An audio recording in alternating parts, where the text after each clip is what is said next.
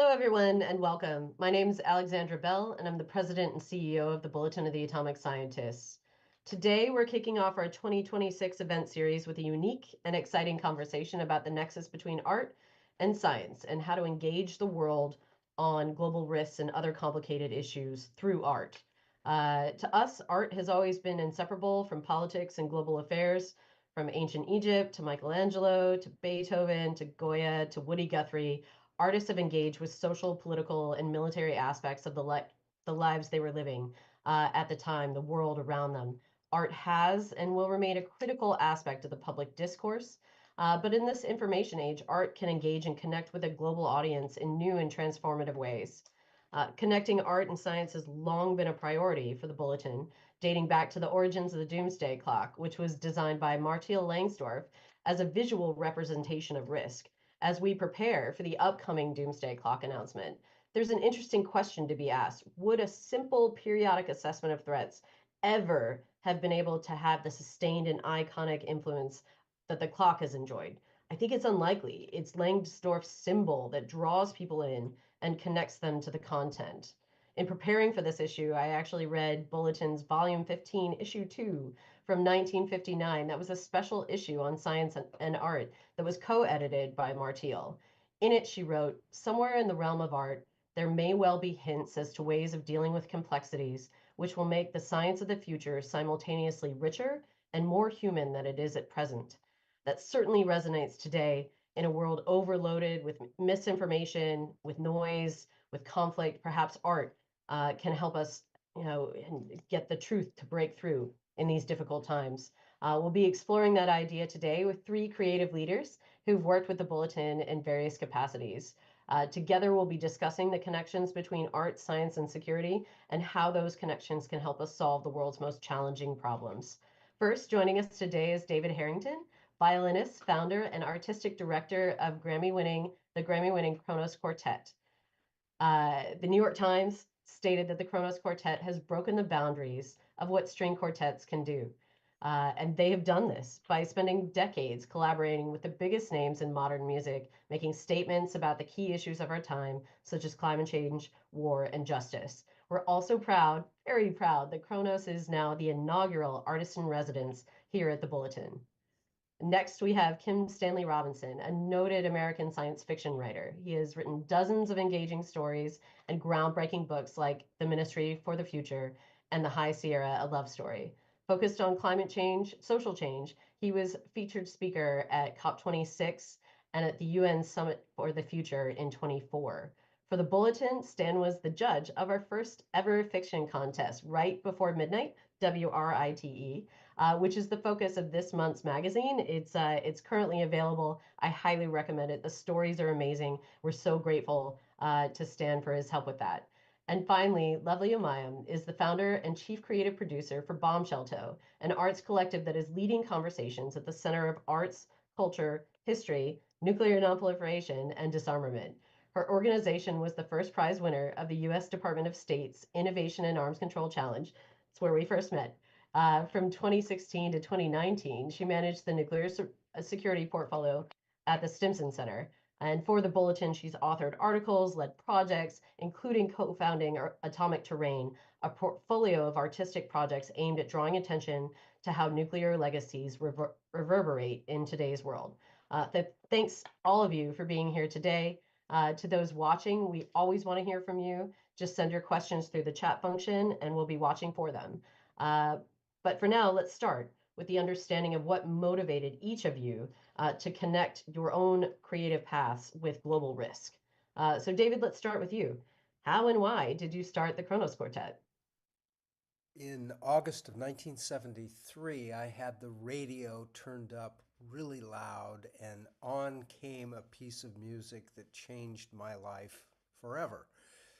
And right at that point, I was looking for music that somehow I felt would deal with the world as I was experiencing it. And George Crumb's Black Angels became my song. And I had to find a way to play that piece. And a month later, I started Kronos. And the world that I grew up in was the world of the American War in Vietnam and what that was doing to our, um, well, to the people of Vietnam, to our cities. It was a time for a young person like me to really try to find music that felt right. And all of a sudden, there it was, and I had to do it. And that's why I started Kronos. Amazing. Stan, can you tell us a little bit about your start as a writer? And when did you start thinking about your writing as a way to approach real world challenges? Well, I could say it started at the very beginning in that I grew up in Orange County, California, and it changed from orange groves to a city right before my eyes when I was a child and youth, and at a rate of 5 acres a day of orange trees torn down and replaced by freeways and whatever Orange County is now. So I was an intense reader, but didn't know science fiction existed until I about the time I left for college at UC San Diego, and I ran into it like, again, like Duke David, a light bulb going off over the head, or a conversion experience. Science fiction struck me as a realism. It was more accurate to the way life felt to me in my lived life than ordinary um literary fiction. So I became a science fiction writer in my mind from reading it at about age 18. And it always struck me as being more about the way we live now than domestic realism did. So I've pursued that ever since. And I can finish by saying my first novel was actually a post-nuclear neutron bomb exchange novel. Not and by any means my best work, I have to immediately say, but in the science fiction field, the nuclear possibility is a subgenre, and there's quite a few. I can talk about this later, but there's quite a few powerful and I would say um, society changing post-nuclear fictions. So science fiction has done its part to try to represent what the danger that we're in. Hmm. Thanks for that. Lovely. Let's move to you. Your path was a little bit different. You started as a nuclear policy expert, focusing on nuclear risks, nonproliferation, and then you shifted to incorporate art into the work that you were doing. Can you talk a little bit about that journey? Yeah, so my upbringing is in this field is quite strange. Exactly, how you described it, in that I pursued the traditional path at first. And by my mid-20s, I was really fortunate enough to be already working at the US Department of Energy, specializing in nuclear safeguards. But I would say, there were two things that kept coming up that ended up becoming like a big life twist, and why I'm doing a lot of artworks now.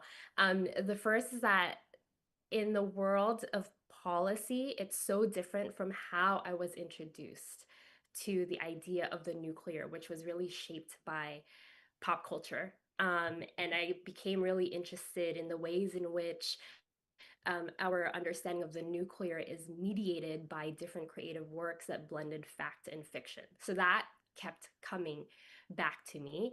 And then the second is, even within my policy work, I had, again, the great fortune of just traveling in a lot of places and meeting different stakeholders, different people.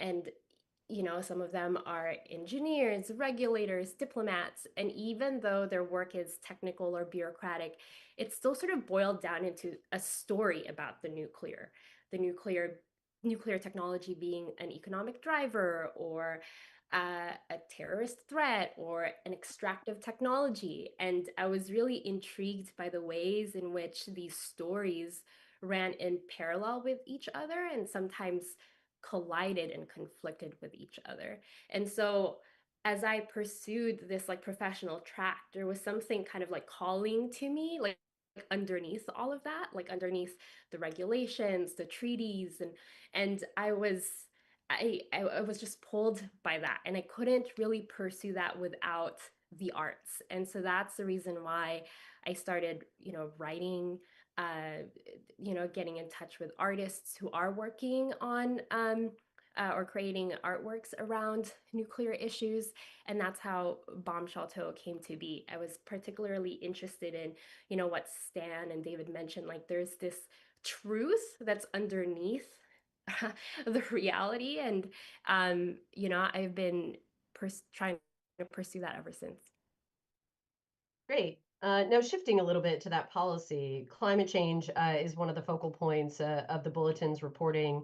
Our first article on a warming planet was actually in 1978. So we're a little bit ahead of the curve on talking about these issues. Now, Stan, your book, Ministry for the Future, which was a phenomenally popular book, explored a wide range of concepts, but was really primarily focused on climate change as the most predominant future challenge. Can you talk a little bit about that book's impact and the number of doors and conversations that opened upon publishing that book?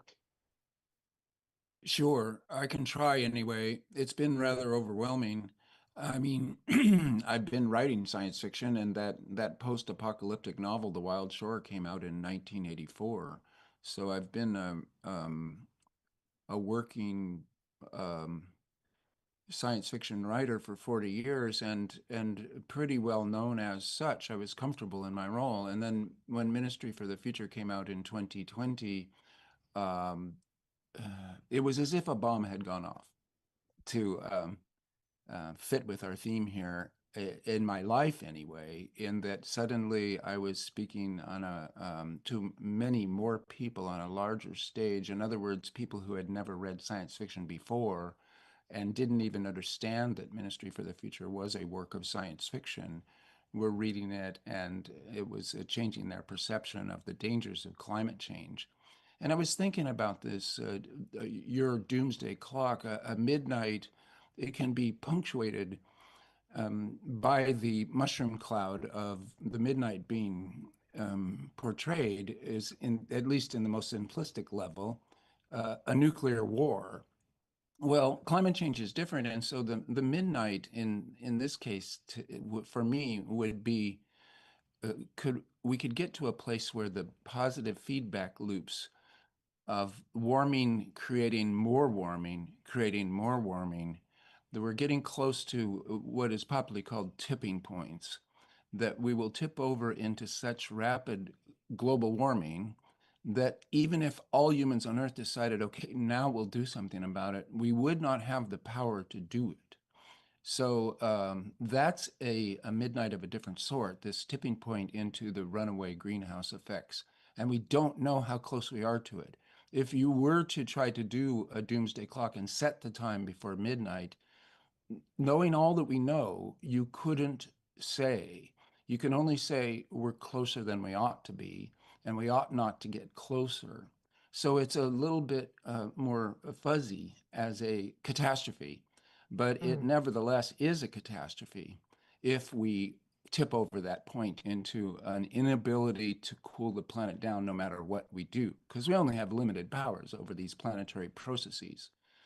So ministry kind of outlines that, and has since then I've been doing nothing but talking about it, traveling as little as possible, but still there's been quite a bit of travel to COP26, to COP30 in Brazil recently, and to the UN Summit for the Future in September of 24, which was underreported, but they're packed for the future, a kind of like Martin Luther's 95 Theses. It's a long document, a to-do list of things that we need to do to hand on to the future generations a biosphere that is not damaged beyond repair. So it's worth talking about. I have regrets of being kicked out of my comfortable life, but what else am I going to do? It's worth talking about. Yeah. No, thanks for that, Stan. And also, I think you're hitting on something interesting since I've taken over at the Bulletin. People's conception of what midnight is very personal and it's very subjective. And if you're looking at it from a frame of a threat that you are focused on, whether it's bio or climate change or nuclear. Midnight looks very different, and very interpretive. So I think again, sort of bringing that idea of these complex policy issues actually still connects back at a very personal level to how people view the world. So Yeah. lovely. Oh, sorry, go ahead. Can I just add to follow up on what you said, because this is so interesting. What many of us are worried about now, and I think including young people, is what if it's 12:20 on 20 minutes past midnight, and we did not notice the Mm, midnight crossing, which that happened to us last New Year's Eve, just a couple of weeks ago. And this is what I think is haunting current civilization. mm. Yeah, when is the time to act? And the tipping points issue is something that we continue to work through. We actually did a tipping points issue in 2025, where there is debate about where that point is and are we going to catch it?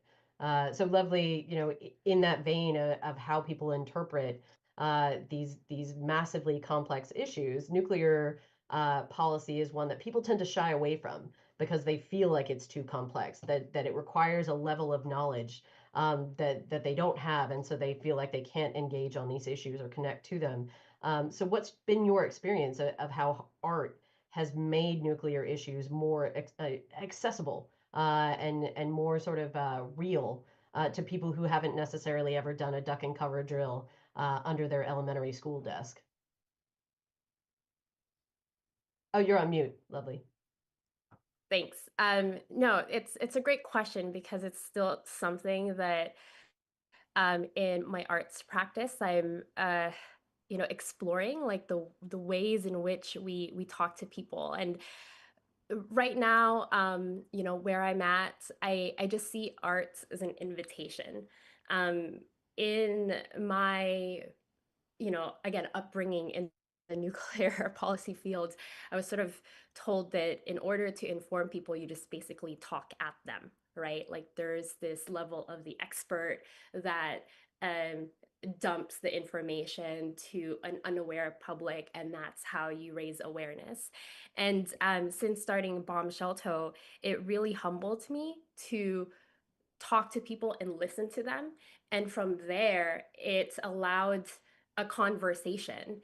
And and in having these discussions with many different people, may it be an elder who remembers, duck and cover drills, to someone a lot younger who has no reference point to a mushroom cloud, uh, but a video game that they play.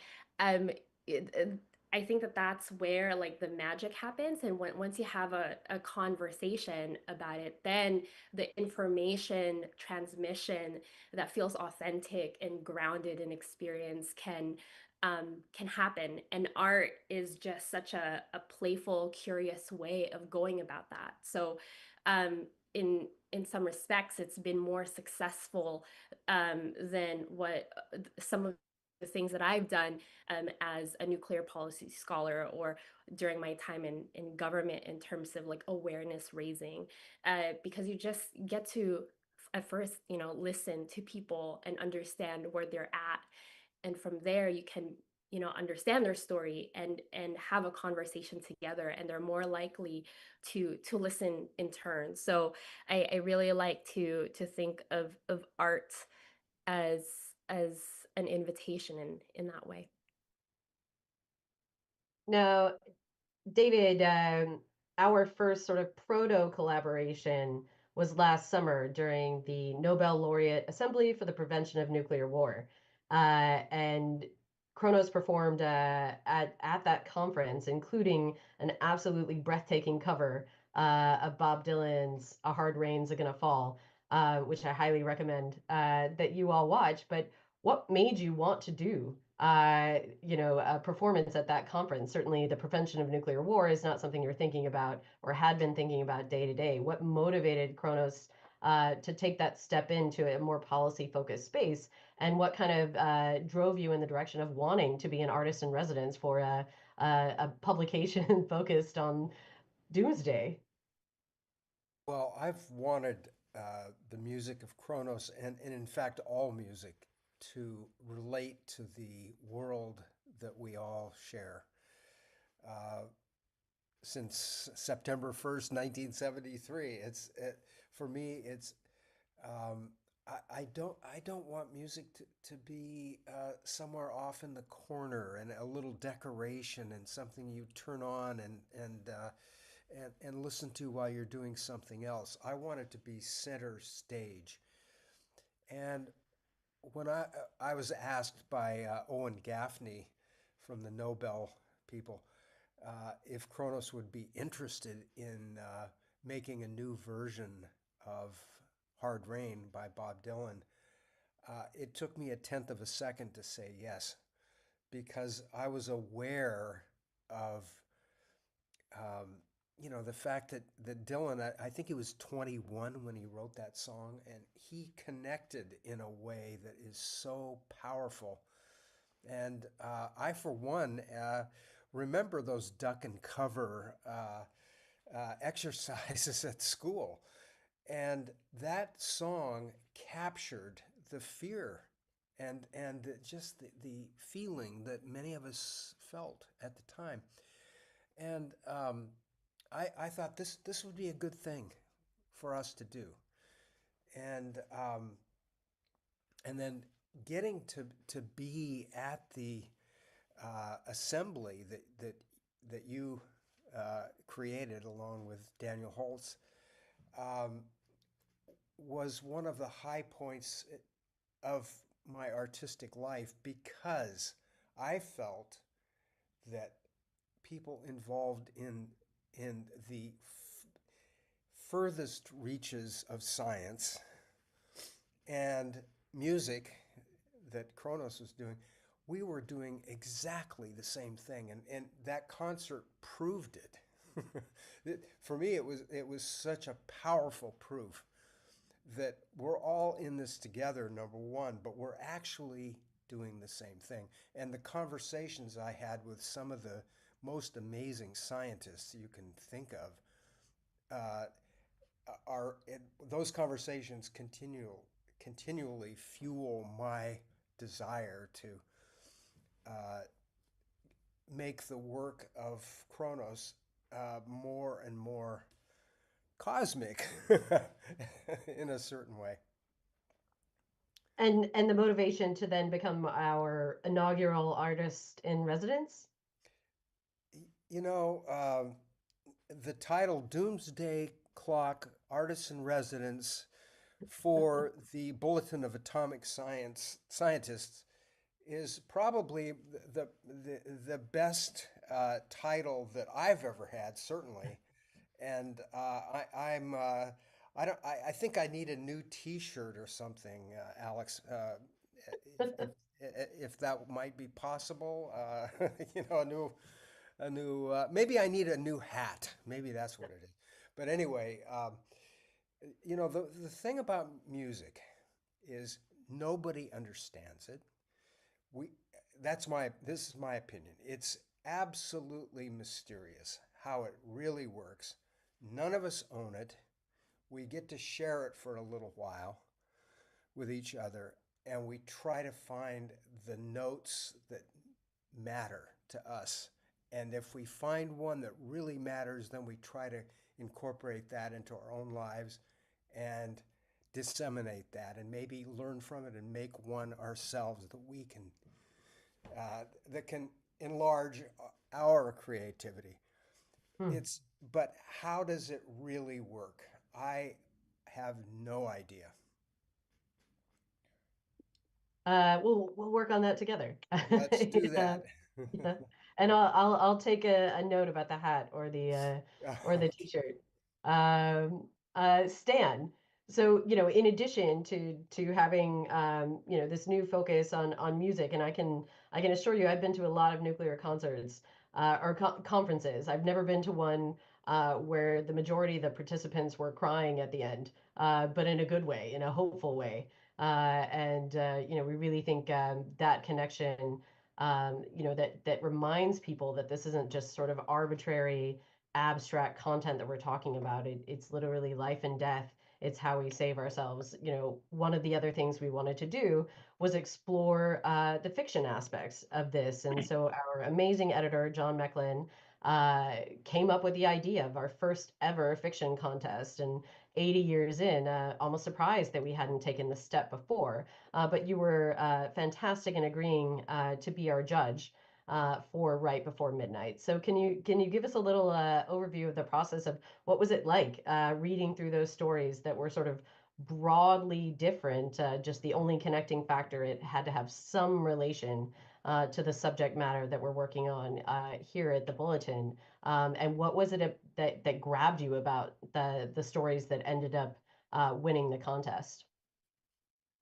Well, it was a pleasure for me to participate because it was relatively easy.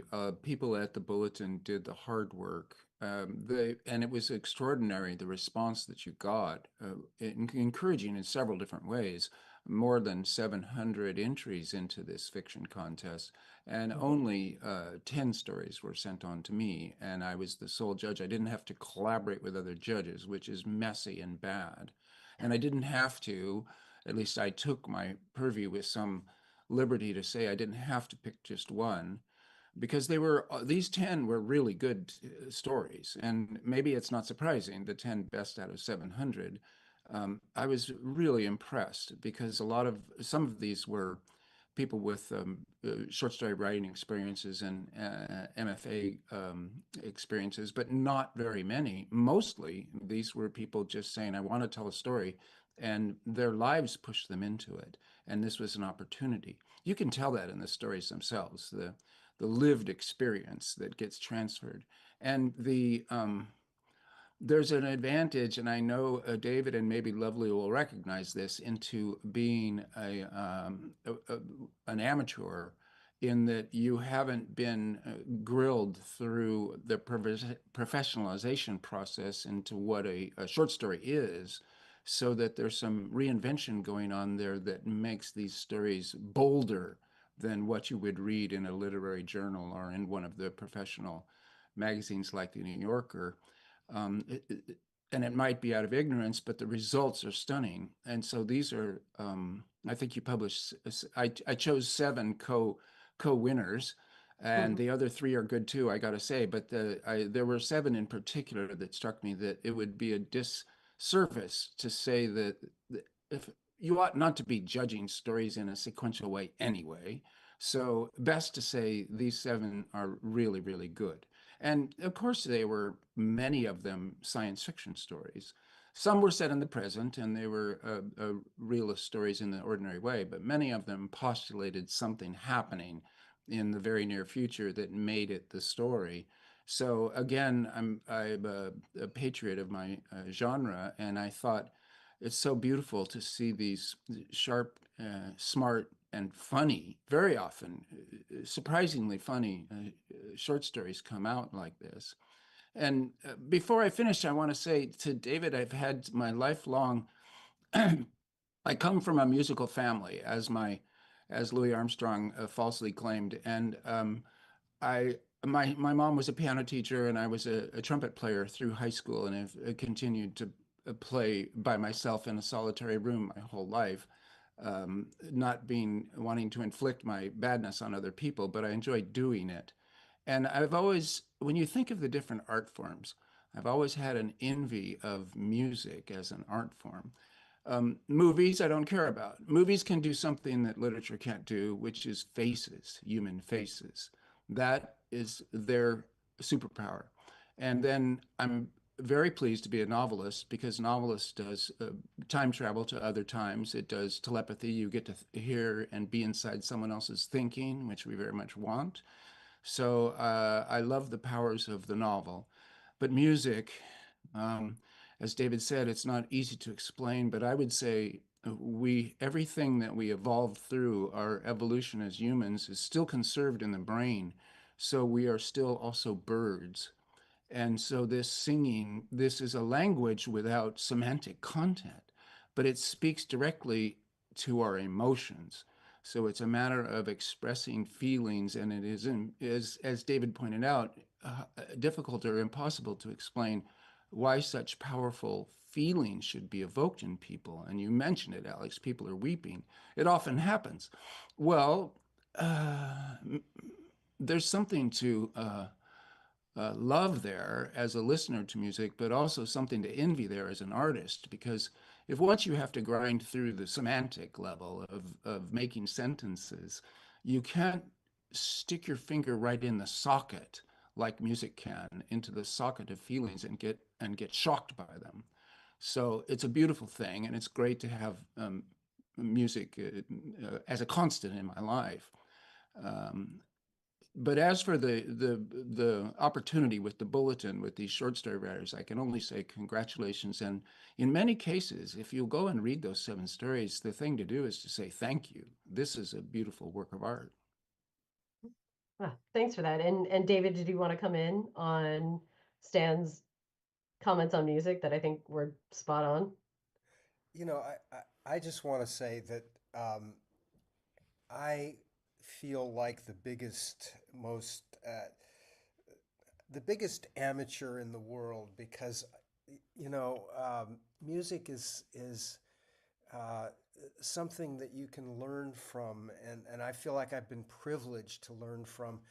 And I was thinking as Stan and Lovely were talking earlier, um, in a musical sense, I would say Doomsday could be defined um, as a moment when no young person in the world had a musical instrument to play or Mm. had an environment where she or he didn't have enough uh, support to be able to practice that instrument or imagine making, a musical shape on his or her chosen form of musical expression.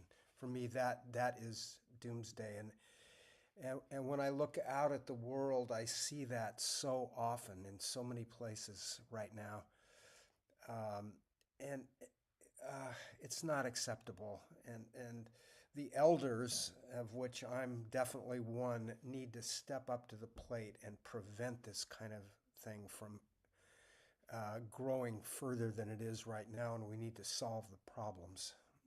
Hmm.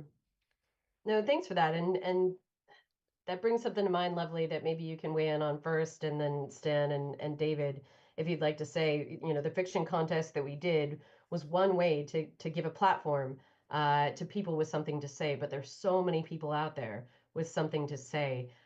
What are your suggestions for how artists, particularly young artists, can find their voice and find audiences for their messages? Well, first of all, I did want to say I had a chance to read through the stories, and Stan, you mentioned that some are like humorous, and to me, that's quite disarming. The fact that humor illuminates a truth in something that we typically feels uh, very depressing, a very difficult topic to access. It just goes to show the power of the art to do something that's light, um, and still touch people. And I think that it goes back to what I'm saying, that it's an invitation, right? Like, how do you make someone curious enough, and connect with them enough to engage in this issue? And in terms of I guess a message to young people on how to I guess draw from their artistic passions and use that somehow. At least speaking for myself, I'm still trying to identify as an artist. I act as a creative producer. I do a lot of works with different artists, and we come up with a project together. But my particular craft that I'm really trying to, I don't know, not master. I don't think I'll ever master it, but it's like the form of an essay. And I actually think it's one of the hardest things. Like, writing is so hard and so beautiful, but very hard at the same time. And I would say enjoy the process. I think a lot of people, when we think of art, we think of the end product. that is being shared with everybody else. And of course, that's beautiful, and that's when you see the meaning making and the connections with other people.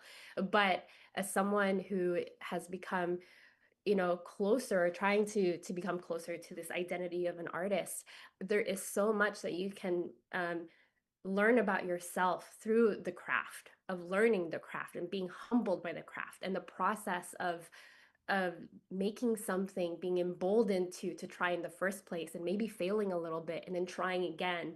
And I think that's, going back to my initial remarks earlier, that there's this, trying to answer this bigger question of how do we live a good life when everything feels terrifying? How do we grapple with these big technologies that is both can be horrifying but also beautiful? And I think it's through that craft of just making something to begin with. I worry that a lot of young people today, given social media, we all think about what the end product will look like and less about the actual process of doing. And so I would tell them to take ownership of that process, because that's usually where the magic happens, when you fail a little bit, get humbled by it, and then do more of it. So hopefully that makes sense. But I've been really meditating on that a lot, because I think with short attention spans and this desire to be perfect and instant gratification, we are, I think, beginning to lose the magic of the process. And I'm curious if, David and Stan would, if that resonates with you at all, as, quite established artists. Yeah, Totally, totally. For me, the most fun is the rehearsals that we get to have. And more often now than ever, we're inviting audiences to our rehearsals. And when we get to work with a composer and put a new piece together and experiment, and uh, the shape gets formed by all the hands in the room. That that is the most fun.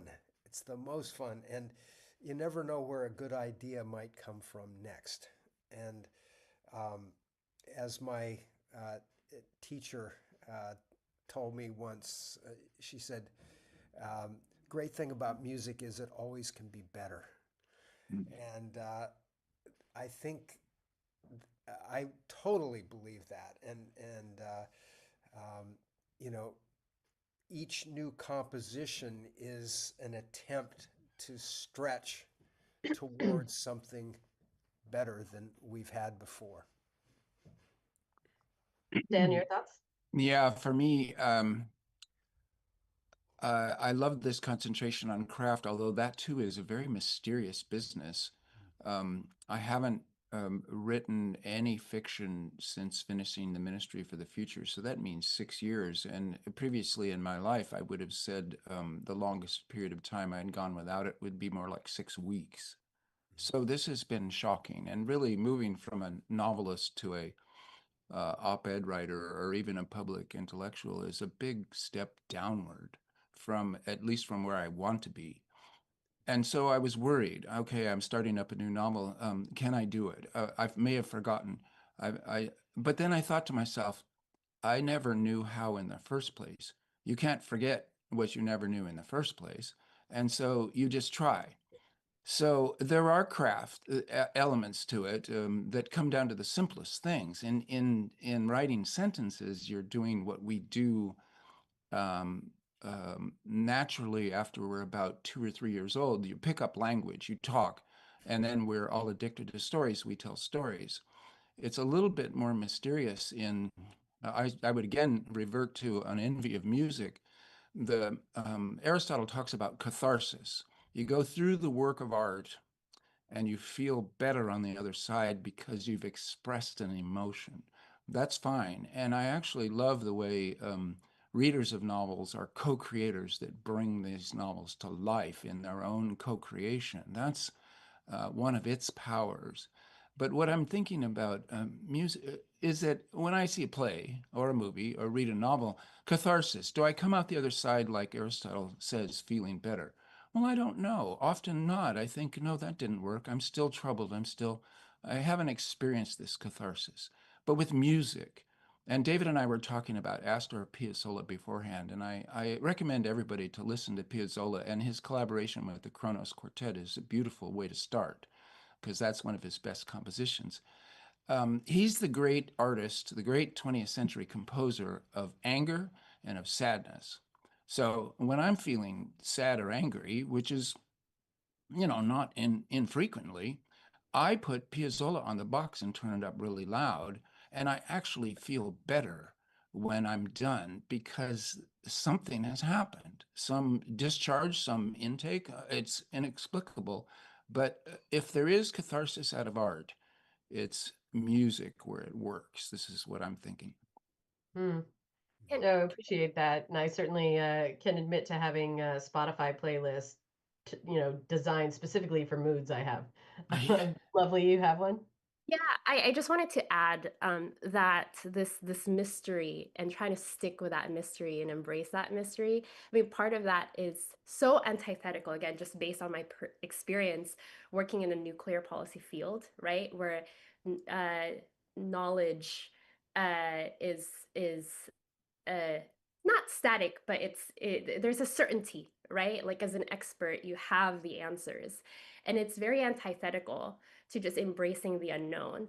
But one thing that I did, really learn from this journey of becoming an artist or embracing the arts is that the not knowing allows for possibility, which allows for imagination. And I don't think, I think the nuclear policy field could use more imagination. Like Arundhati Roy has this amazing essay about how nuclear weapons, one of the reasons that it's so terrible is that it's robbed us of imagining a world without it, right? Like that is uh, actually just such a cardinal sin of not being able to imagine a world without nuclear weapons. And Hmm. art sort of reverses that. Like, what if?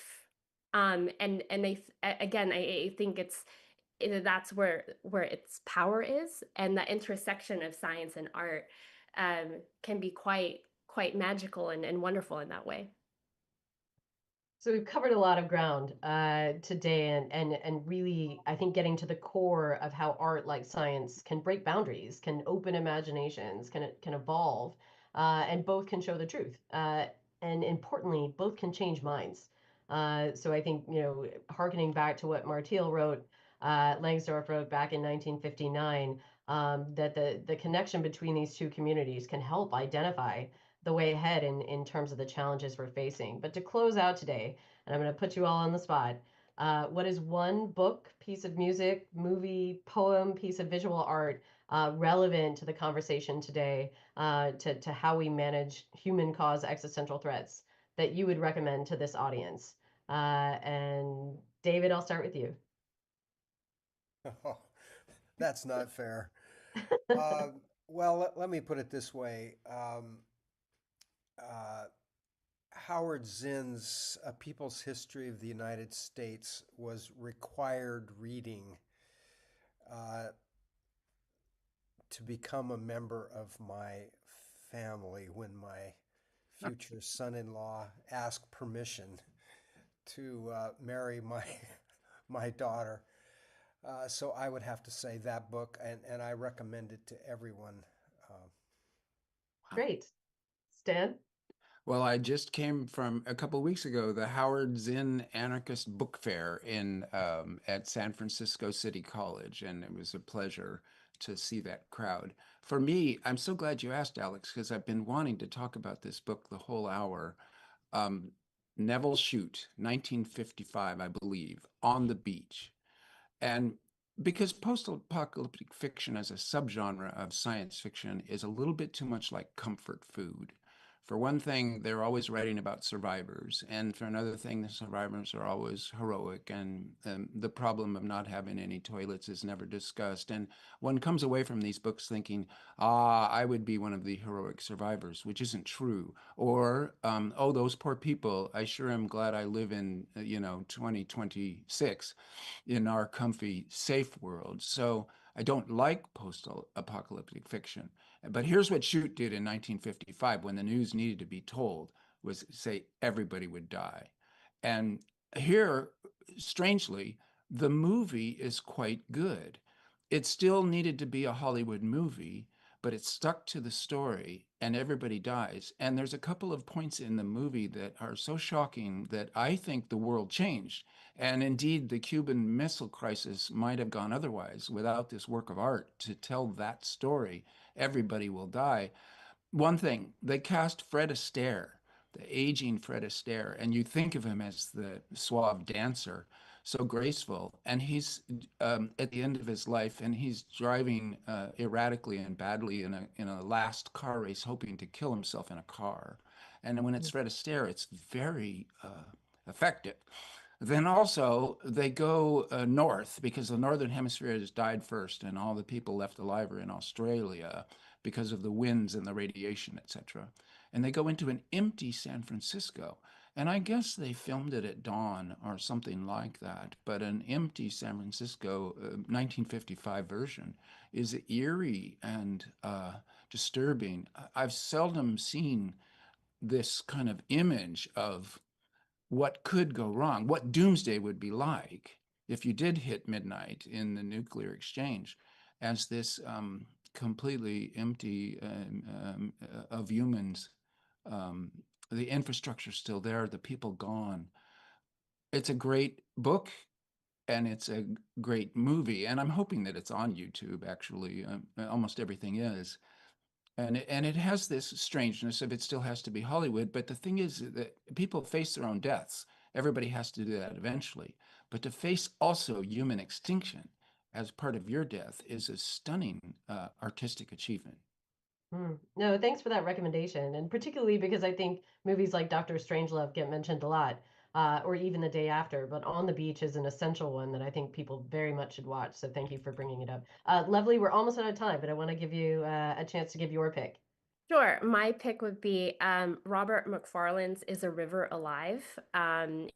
It's an amazing book about rivers and how to acknowledge them as living beings in an artistic sense, in a legal sense. And I thought that book really weaves reporting and policy and arts, the craft together really beautifully. And if I may, just like one other recommendation, another existential threat that I've been like thinking a lot about is just again our attention spans. Like we're passively consuming knowledge and information, not even knowledge, just information.